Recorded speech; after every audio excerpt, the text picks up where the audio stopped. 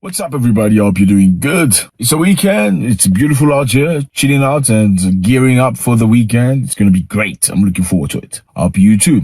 Thank you very much for stopping by. You are very much appreciated. Thank you for making this group much bigger. I see you watching us from South Africa, Uganda, Zambia, Zimbabwe.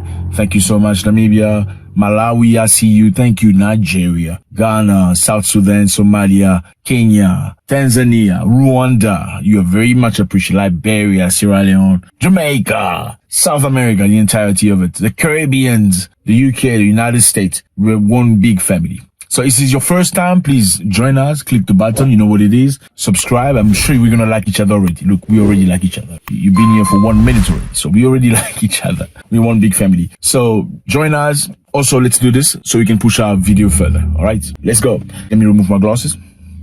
Nice, eh? That's nice, right? So today we're going to talk about Niger again. I'm sure we've spoken about Niger quite a bit. If you want to get the context, please, watch one of these videos right here. You're going to get the context of Niger, what's happening in Niger. Niger is a beautiful country. We're going to put map right here so some of our brothers can understand where Niger is in Africa. Very hot country, but warm-hearted human beings. Niger has been through a very tough situation. So right now, what's happening is the Niger military junta has revoked diplomatic immunity of the French ambassador and ordered him to leave the country, ordered the police to throw him out. So the Nigerian people have revoked the French ambassador's immunity and they've cancelled his visa and they have ordered the military or the police to expel him off the embassy.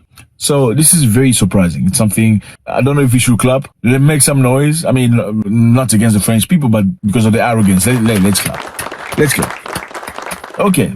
People from Niger have expelled the French ambassador. They have revoked his visa and his immunity. Ambassadors benefit from immunity, meaning they can do whatever they like. The diplomatic bodies, most of the time in foreign countries, they can do anything. They can be in an accident. They can they have immunity. They cannot be prosecuted. They cannot be arrested. But the governments, as per the Vienna chart, hold the power, the exclusivity to revoke somebody's immunity. Okay. So they have done that. Why is this? Let's give you context. I know you like context. Niger is a very small country in Africa. Beautiful. No, not so small. Sorry. It's a massive country in Africa. Beautiful place. Very hot though. Okay. So the president that used to be president, his name is Mohamed Bazoum. That's Bazoum, okay? So Bazoum used to work for seemingly the Western countries. He would push the Western countries' agenda, selling them uranium at very low price. In the meantime, these beautiful or whatever, these Western countries would make money out of it. They will get electricity from the uranium of Niger. In the meantime, people of Niger would be suffering and have no electricity. Living in poverty, no electricity at schools, no electricity in hospitals. Unacceptable, right? So people of Niger have had enough of this. They've tired. Now they decided we're going to topple the president. We don't want this president anymore. We're going to take things in our own hand. Okay? So people from Niger have toppled the president. They've installed the chief of staff or the chief of the defense force. The chief of the security of the president has become the president. They did not harm physically the president, Bazoum. They kept him in his residence. They kept him and his family in his residence.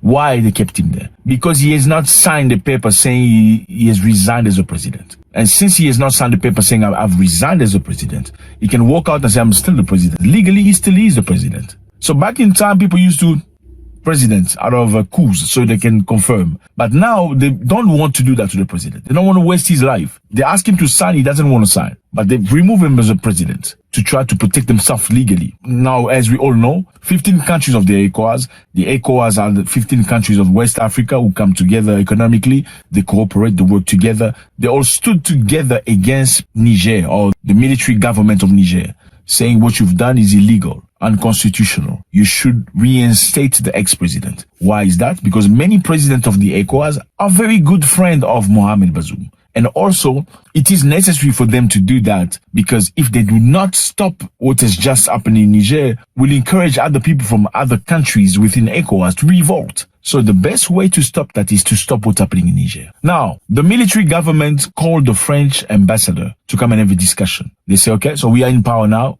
We know you've been here for a while. We know you have 1,500 military troops in our land. We know you have a lot of companies and stuff here, enterprises. Let's have a chat. Let's have a discussion. Please come to the government, sit down so we can talk. The ambassador of France ignored them totally. This is happening in Niger, a foreign country. After ignoring the military government gave the ambassador of France 48 hours to leave the country. They expelled him. Get out of the country. Then the French government say they do not recognize the military government at all as the president. They are not the legitimate government. So dismissing them with, so much, you know what I mean? Like, it's not our country, but we do not recognize who you are. You've made changes in your country, but we do not recognize you. We recognize the other person. Why do they recognize the other person, Mohamed Bazoum? Because Mohamed Bazoum used to work for their interest. And obviously, by the way these people are coming, by the friendliness they're showing already toward Russia, French people perceive them as the enemy because they're going to be working for the people. They're going to be focusing the funding, the money, the financial, the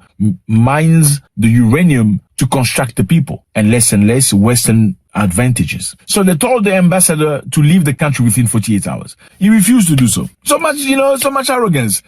He refused to say, I do not recognize. I'm not leaving your house. So I'm not leaving your house because, I don't recognize. Who are you again? You're not your father, right? So you don't know who I am. I'm not. Yeah, that's exactly what happened. And now the military government cut electricity off the French embassy. They also cut any source of water and also told their people not to deliver food to the French embassy. They were hoping the French will react with respect and say, okay, you know what? Let's have a seat and discuss. That did not happen. The next thing was they've decided to remove the immunity of the ambassador. So you are not immune anymore. You can be judged by the government and you are persona non grata, meaning you do not have the right to be on our land anymore. Now they've authorized the police to go and expel them from the embassy. So one of the reasons why people don't go attack embassies is because it's very dangerous. Why is it dangerous? The embassy of whichever country represents that country within a foreign nation. So the land that occupies the embassy is actually France. Technically, it's not Niger. It's not. It's technically France. So jumping into that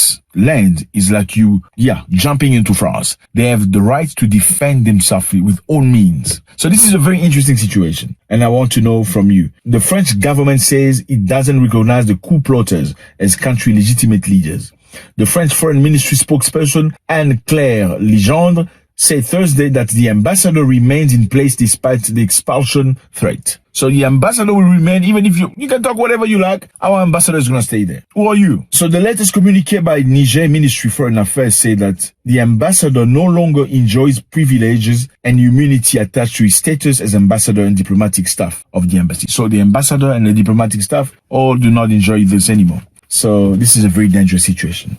Now they've asked the police to go and stand. They're just waiting for orders to enter the embassy and throw them out. This is a very dangerous situation because my question is, do you think the French have about 1,500 troops in Niger? Do you think they're going to just sit down and watch as this unfold? Are they not going to come and defend the people with military? Do you think France will not send troops because they have troops still in neighboring countries? They're still, not too far. And also the US has about 1,000 troops on the land. Do you think the United States will let France with his 1,000 troops fight by themselves without even, coming in and contributing, even in the dark, in obscurity? Let me know how you feel about this. It's always a great pleasure. Is this a good move from Niger? How do Niger make himself respected? Somebody come into your house and say, you know what?